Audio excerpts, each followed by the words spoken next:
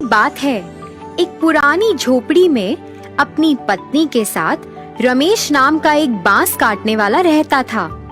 हर सुबह वह बांस काटने के लिए जंगल में जाता था और फिर उसे बाजार में बेचने के लिए सामान बनाता था। वे एक गरीब पति पत्नी थे जिनके अपने बच्चे नहीं थे, लेकिन वह एक साथ बहुत खुश थे। एक दिन जंगल में बांस काटते समय रमेश ने जंगल के बीच में एक अजीब बांस देखा। बांस चमकदार पूर्णिमा की तरह चमक रहा था। उसने सावधानी से बांस को हल्के से काटा ताकि उसे खोल सके।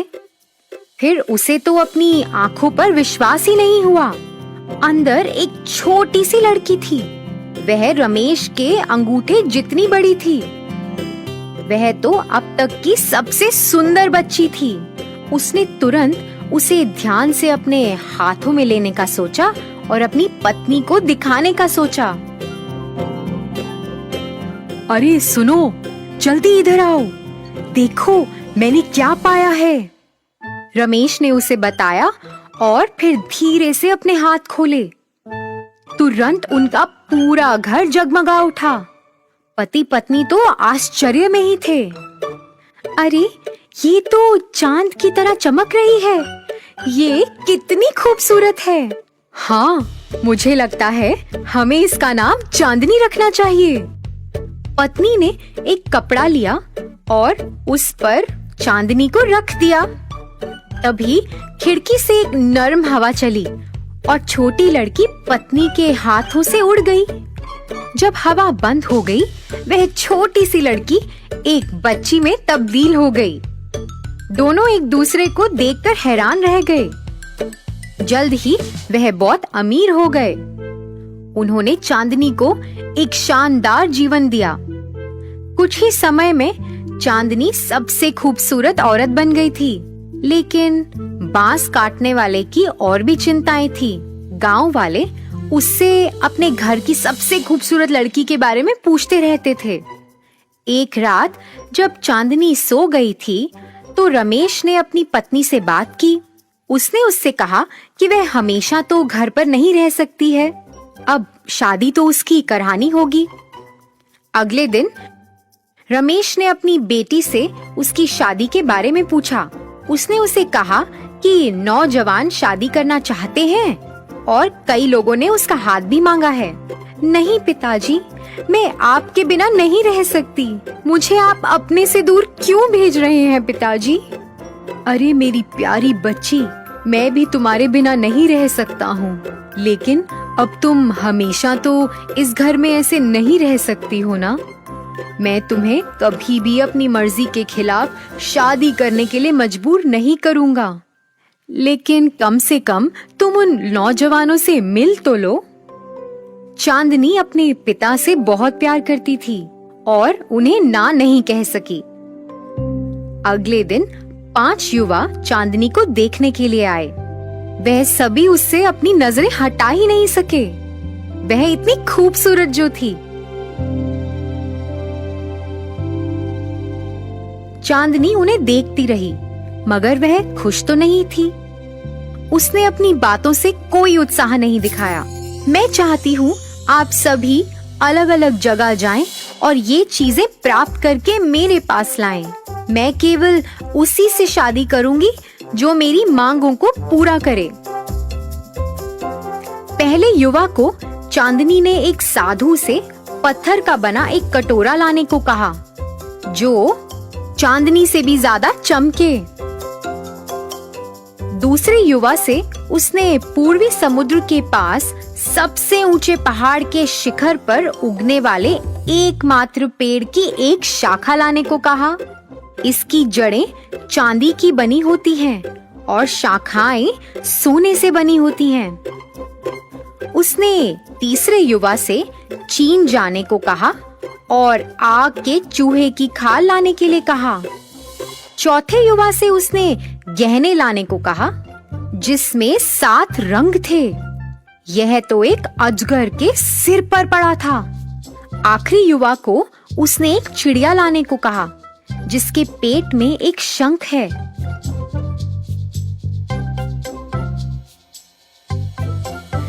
चांदनी यह जानती थी कि ये सब कार्य असंभव है, लेकिन उसके लिए अपने माता पिता के साथ हमेशा रहने का यह तरीका सही भी नहीं था।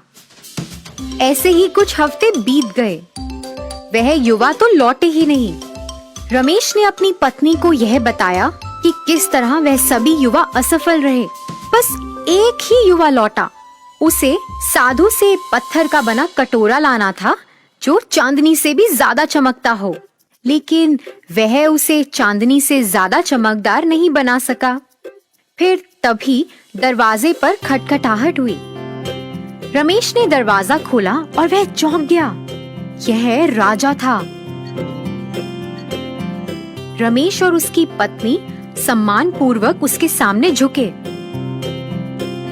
आपको नहीं, बल्कि मुझे आपके सामने झुकना चाहिए, क्योंकि मैं आपकी बेटी का हाथ मांगने आया हूँ। मैंने उन चीजों के बारे में सुना है जो उन्होंने मांगी है, और मैं उनसे बात करना चाहता हूँ और यह पता लगाना चाहता हूँ कि आपके आशीर्वाद से मेरे लिए उसके पास क्या कार्य हो सकता है। राजा चांदनी को देखने के लिए बहुत उत्सुक था और इंतजार करने लगा। जब वह अपने कमरे से बाहर निकली तो वह तो उसकी सुंदरता पे फिदा हो गया। उसने अब उससे शादी करने की ठान ली थी, लेकिन चांदनी को कुछ कहना था।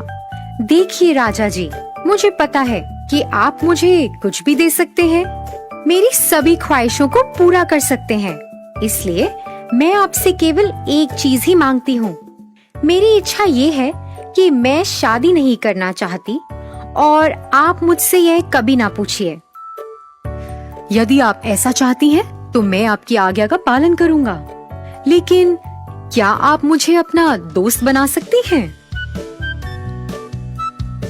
फिर इसी तरह राजा और चांदनी दोस्त बन गए और अक्सर मिला करते थे और गपशप किया करते थे। चांदनी के पिता ने भी बाकी युवाओं को घर में आने नहीं दिया। वे अपनी बेटी को परेशान नहीं करना चाहते थे। एक रात जब वे चांदनी के कमरे में गए, उन्होंने देखा कि चांदनी खिड़की के पास बैठी थी। वह चांद को घूर रही थी और उसकी आंखों में आंसू थे। रमेश ने उससे पूछा, पिताजी, एक सपना है जो मुझे हर रात आता है। मैंने आपको कभी नहीं बताया क्योंकि मैं नहीं चाहती थी कि आप चिंतित हो। मुझे ये सपना आता है कि चांद से कुछ लोग यहाँ आए हैं और वह मुझे लेकर जा रहे हैं। और कल रात मैंने एक आवाज सुनी और उससे मुझे पता चला कि वह दिन आ गया है। इस महीने के 15वें दिन वह मुझे लेने के लिए आएंगे, तो मुझे आपको छोड़ना पड़ेगा।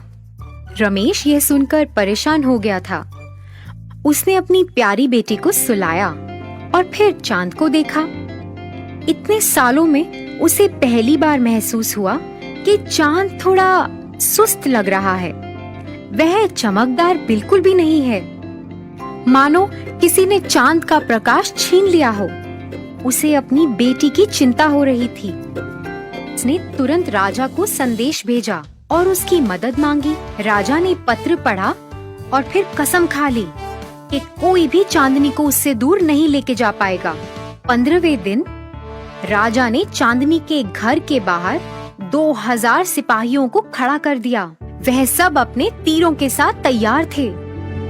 रमेश चांदनी को तहखाने में ले गया, जहाँ उसकी माँ उसके पास थी।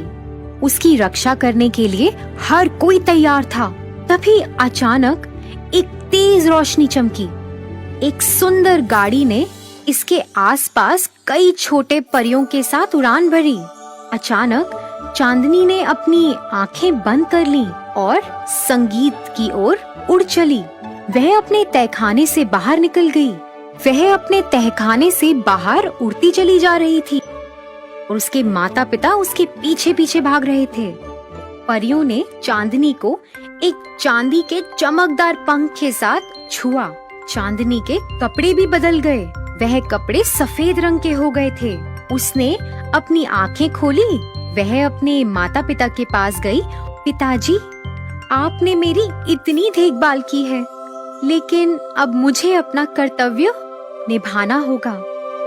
मुझे अपने लोगों के पास वापस जाना होगा।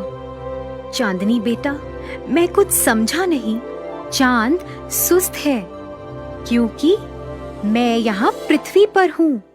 मैं एक चांदनी हूँ। मैं दिन के दौरान भटक गई थी और भूल गई थी कि मैं कौन हूँ। फिर मैंने पृथ्वी पर पैर रखा था। मैं खो गई थी, इसलिए मैं आराम करने के लिए बांस के पेड़ पर बैठ गई और आपने मुझे ढूंढ लिया था। तो बेटा, अब तुम चली जाओगी?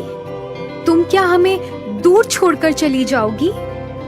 माँ, मैं आपको हर रात देखने के लिए आऊंगी। केवल एक दिन आप मुझे नहीं देख पाएंगे, जब आकाश में कोई चंद्रमा नहीं होगा।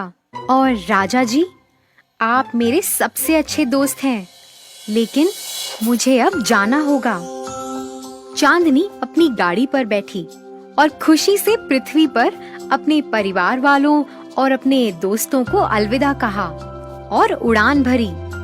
वह दुखी तो नहीं थी, क्योंकि वह जानती थी कि वह हमेशा उन पर नजर रखेगी। रमेश और उसकी पत्नी ने अपने आंसू पोंछे और सुंदर चांद को देखा। राजा ने भी कभी भी किसी से शादी नहीं की।